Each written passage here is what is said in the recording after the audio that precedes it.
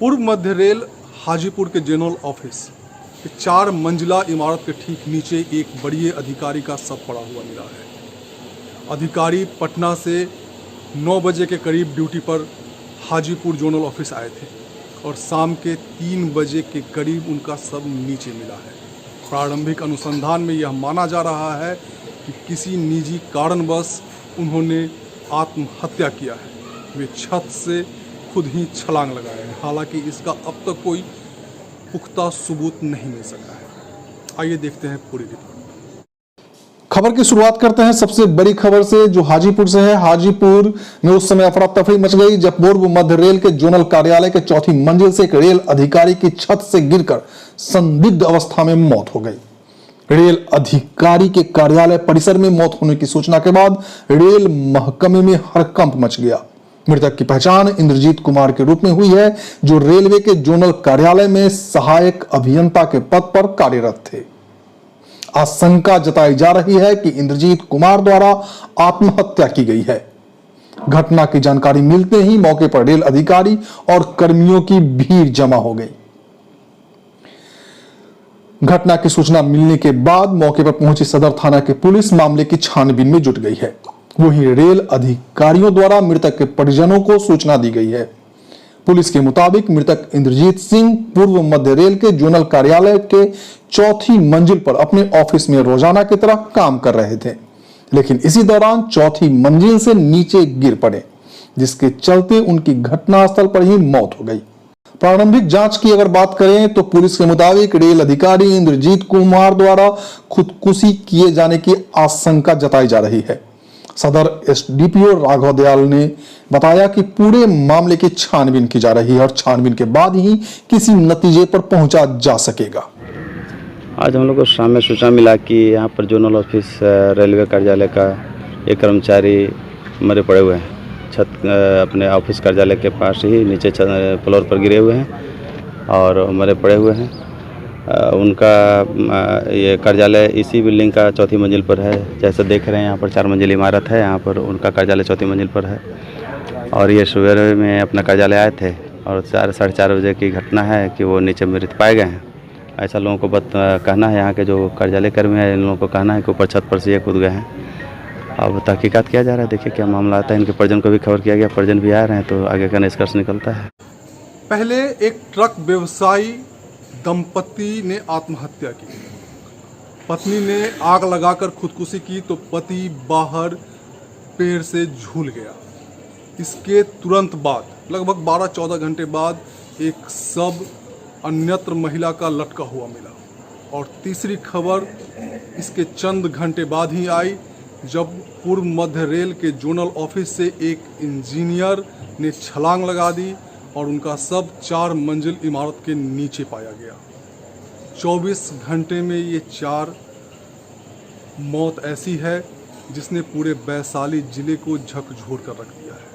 बढ़ते हैं अगली खबर की ओर। खबर वैशाली के महुआ से है, जहां एक बार फिर लॉकडाउन के बावजूद बेखौफ अपराधियों ने दिन दहाड़े वैशाली कोऑपरेटिव बैंक के कर्मी को पिस्तौल के बल पर 2 लाख कैश लूटकर फरार हो गए। घटना तब हुई जब कर्मी सेंट्रल बैंक से पैसा निकालकर कोऑपरेटिव बैंक पहुंचे थे। तभी कोऑपरेटिव बैंक परिसर में 2 की संख्या में आए अपराधियों ने कर्मी पर पिस्तौल तान दी और फिर कैश लूटकर फरार हो गए। घटना के बाद मौके पर पहुंची पुलिस मामले की छानबीन में जुट गई है, लेकिन अभी तक अपराधियों का कोई भी सुराग सामने नहीं आ सका है। बस में जब हम गाड़ी लेके आए ना, कहाँ से आए थे? सेंट्रल बैंक से। सेंट्रल बैंक से कैश लेके जब आए तो गेट से नीचे इन की अपना कैंपस में जिससे गाड़ी अपना पार्किंग गाड़ी लगाए जब तक घूमे तब तक उनको पीछे गन पॉइंट पर हमको हमारे साथ एक और साथी है उमेश जी, उनको भी लगा दिया और हमारे जो बाजू में था वो बाजू से छिटका पड़ गया। कैश हाथ में ही था जी, कैश हाथ में ही रखे हुए थे। हाँ, कैश मेरा बैग में। हैं अगली खबर की ओर। देशव्यापी लॉकडाउन ने ऑनलाइन पढ़ाई के क्षेत्र में एक नई क्रांति ला दी है।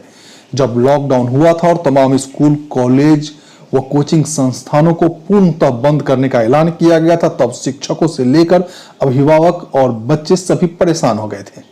लेकिन इसी बीच ऑनलाइन पढ़ाई की सोच पैदा हुई, जिससे इस क्षेत्र में घर बैठे पढ़ाई के नए द्वार खुल गए।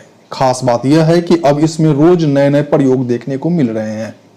शुरू में जहां सोशल साइट पर उपलब्ध ऐप के जरिए बच्चों को ऑनलाइन पढ़ाने की शुरुआत की गई, लेकिन अब स्कूल और कोचिंग संस्थानों ने सॉफ्टवेयर कंपनी से संपर्क साधकर इसको और सुलभ आसान बना दिया है।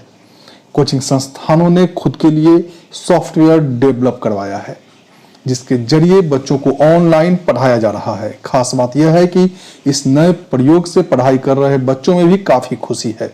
विद्यार्थियों का कहना है कि नए सॉफ्टवेयर के जरिए पढ़ाना और आसान हो गया है। स्कूल द्वारा तैयार किया गया नए सॉफ्टवेयर में कई ऐसे फीचर्स हैं जिससे टीचर्स के साथ साथ बच्चों को ऑनलाइन पढ़ने में काफी सुविधा हो रही है। 11वीं की छात्रा अनुष्का का कहना है कि स्कूल द्वारा बनाया गया सॉफ्टवेयर सोशल साइट पर उपलब्ध ऐप से बेहतर है। इससे फीचर ऑनलाइन पढ़ाई के लिए बेहतर है, जिससे पढ़ाई के दौरान शिक्षक से सवाल पूछने का विकल्प वैसे ही है जैसे क्लासरूम में पूछ सकते हैं। इसके अलावा नोट्स और असाइनमेंट भी मिलने का विकल्प दिया गया है। क्योंकि हम लोग को जब 11th से आदत था हम लोग को अपने टीचर से पढ़ने का, उनके तरीके से पढ़ाए जाने का, तो अगर हम लोग अभी YouTube के चैनल से स्टार्ट करेंगे तो फिर हम लोग का फ्लो उसमें कहीं कहीं ना कहीं लॉस्ट हो जाएगा, उसमें कहीं गुम हो जाएगा। तो अगर हम लोग अपने स्कूल के टीचर से पढ़ना स्टार्ट करते हैं तो we would be accustom to their way of teaching. उनके पढ़ाने के तरीके से हम लोग को उसकी पहले से आदत होगी, तो हमें उससे एडजस्ट करने में ज़्यादा टाइम नहीं लगेगा। तो ये जो ऑनलाइन क्लासेस हैं हम लोग के स्कूल की तरफ से, उसमें हमारे खुद के टीचर्स पढ़ाते हैं, that is being quite helpful for us. और ऑनलाइन क्लासेस वो किस ढंग का है ये सॉफ्टवेयर जिस पे आप लोग कैसे कैसे पढ़ते हैं? ये सॉफ्टवेयर हमारे स्कूल द्वारा खुद डेवलप किया गया है और उसमें बहुत सारे कैटेगरीज है। फॉर एग्जांपल नोटिफिकेशंस, वीडियो उस पर अपलोड होते हैं हर बार। एक वीडियो उसमें 3 से 4 दिन तक उसका वैलिडिटी होता है और उसमें हम लोग उस 3-4 दिन में कभी भी देख सकते हैं। फॉर एग्जांपल एक फिजिक्स का वीडियो अपलोड होगा जो मई 2 से मई 5 तक का होगा। फिर उसके बाद अलॉटेड टाइम के अकॉर्डिंग एक केमिस्ट्री का वीडियो अपलोड होगा। उस टाइप से वीडियोस अपलोड होते हैं और जब उसकी वैलिडिटी ख़त्म हो जाती है तो वीडियो ख़त्म हो जाता है। कितना फ़ायदा हो रहा है इससे पढ़ाई में? हम लोग के रेगुलर क्लासेस के टाइप से इस ऑनलाइन क्लासेस को ऑर्गेनाइज किया जा रहा है और इससे फ़ायदा होना of course it is natural, फ़ायदा होना नेचुरल है उससे। तो जो हम लोग को पढ़ाया जा रहा है दैट इज़, क्योंकि अगर इस लॉकडाउन में अभी ये ऐप स्टार्ट नहीं होता तो हम लोग को बहुत लॉस होता। क्योंकि लॉकडाउन की वजह से सभी स्कूल कॉलेजेस सब बंद है, तो अभी हम लोग फिलहाल हमारे स्कूल ने एक नई पहल की है कि ऑनलाइन क्लासेस चलाए जाएं और एक ऐप भी बनाया है, उस पर वीडियोस डाले जाते हैं, डाउट्स भी क्लियर होते हैं। तो फिलहाल और उस पर पहले से रूटीन दे दिया जाता है, उस टाइम में क्लास चलते हैं और हम लोग उसकी देख लेते हैं और इसी तरीके से पढ़ाई चल रही है। और ऐप के वजह से पढ़ाई में कोई रुकावट भी नहीं हुई, नहीं तो फिर आगे। वहीं स्कूलों और कोचिंग संस्थानों का कहना है कि सोशल साइट पर उपलब्ध ऐप ऑनलाइन पढ़ाई की सही सुविधा उपलब्ध कराने में पूरी तरह सक्षम नहीं है। ऐसे में नए सॉफ्टवेयर को बनवाया गया है ताकि ऑनलाइन पढ़ाने में बच्चों को कोई कठिनाई न हो। शिक्षण संस्थानों द्वारा नए सॉफ्टवेयर की कई खूबियां बताई जा रही है। निजी विद्यालय के एडमिनिस्ट्रेटर चंदन कुमार ने बताया कि इससे व्यवस्था में काफी सुधार हुआ है। बच्चे ऑनलाइन पढ़ाई कर अपने कोर्स को समय पर पूरा कर सकेंगे। शिक्षण संस्थानों का कहना है कि उनके द्वारा खास तौर पर डेवलप कराया गया सॉफ्टवेयर के जरिए ऑनलाइन पढ़ाई में कई सुविधाएं हैं, जिससे बच्चों को पढ़ाई के साथ साथ असाइनमेंट और रूटीन उपलब्ध कराई जाती है, जिससे उनकी पढ़ाई में कोई दिक्कत नहीं हो।